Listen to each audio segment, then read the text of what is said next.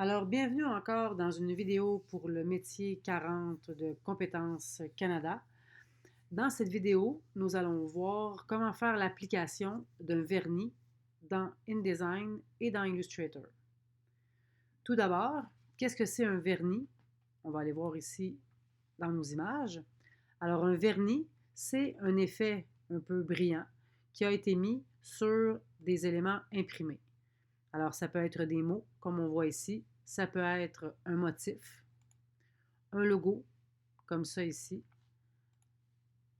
C'est vraiment une partie du document qui a été mis, on va dire, luisante, à l'aide d'une cinquième couleur, donc qui est une cinquième passe, qui est en fait une couleur qui s'appelle un vernis. Alors, on a des exemples ici, comme ça, un vernis ton sur ton, voyez-vous, seulement du noir. Ça peut être une partie du logo ici qu'on est venu mettre en effet de surbrillance également avec une texture. Donc, dans mon document InDesign ici, on va faire un vernis. Tout d'abord, il faut choisir les éléments que l'on veut mettre en vernis. On va y aller assez simplement dans cet exercice. On va mettre les trois bandes beige ici en vernis, le Skills 40 et la boîte ici qu'on va mettre en vernis. Alors, premièrement, je vais aller me faire un nouveau calque. Ça va être plus facile par la suite de vérifier si mon vernis a été bien fait. Je vais appeler mon calque ici vernis, que j'ai mis par-dessus mon calque de mon travail. Je vais aller copier, sélectionner en fait les éléments que je veux avoir en vernis. Je vais les copier.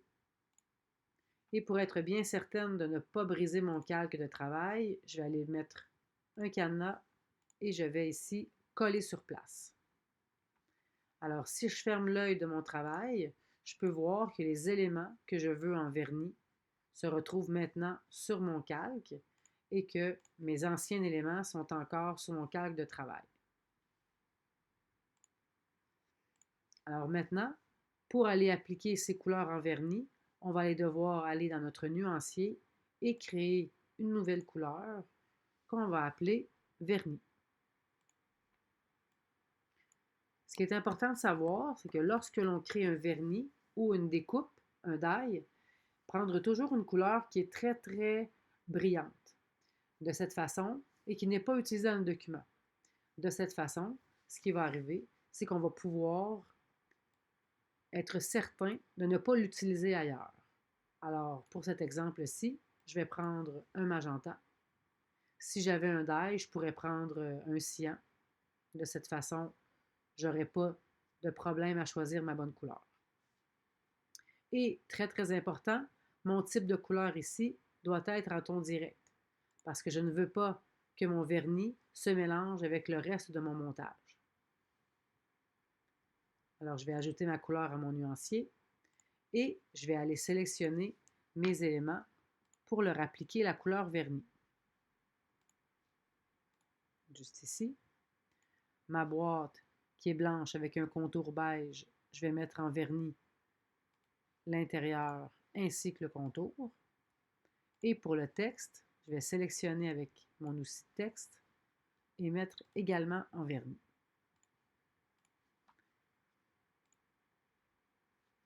J'avais un effet de transparence sur mes boîtes beige, alors je vais aller les enlever dans ma fenêtre effet normal.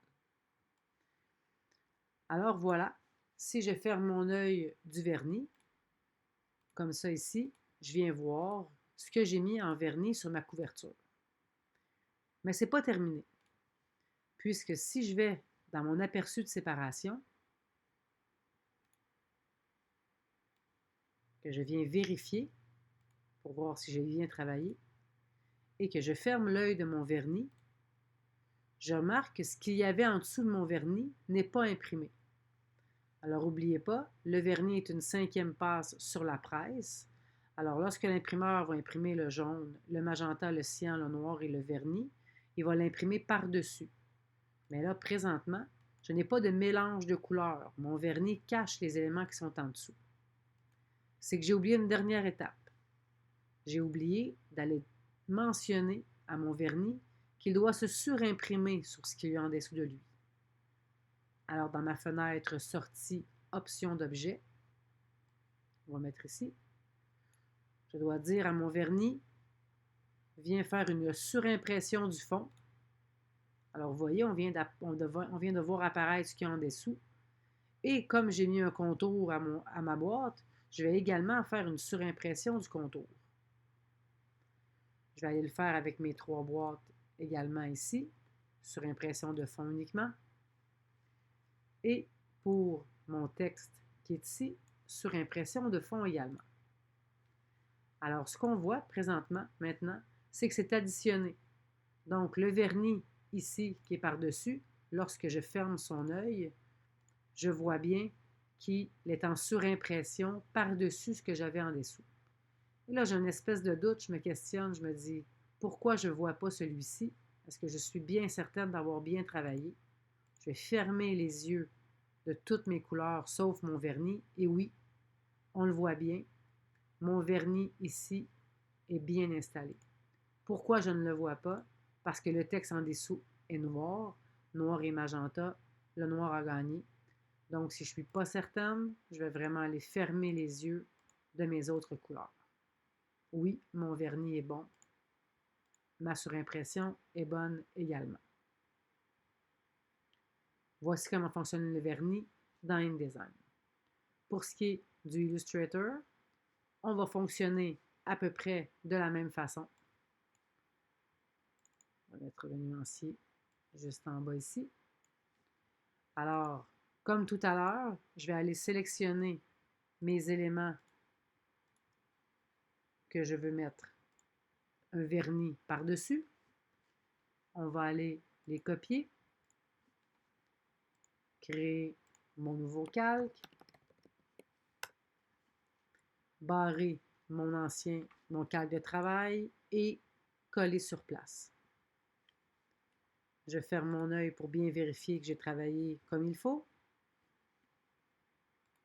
Je vais aller créer ma nouvelle nuance que je vais mettre en couleur brillante et ne pas oublier d'aller appliquer ma couleur ton direct et l'appliquer par la suite à mes éléments sur mon calque vernis.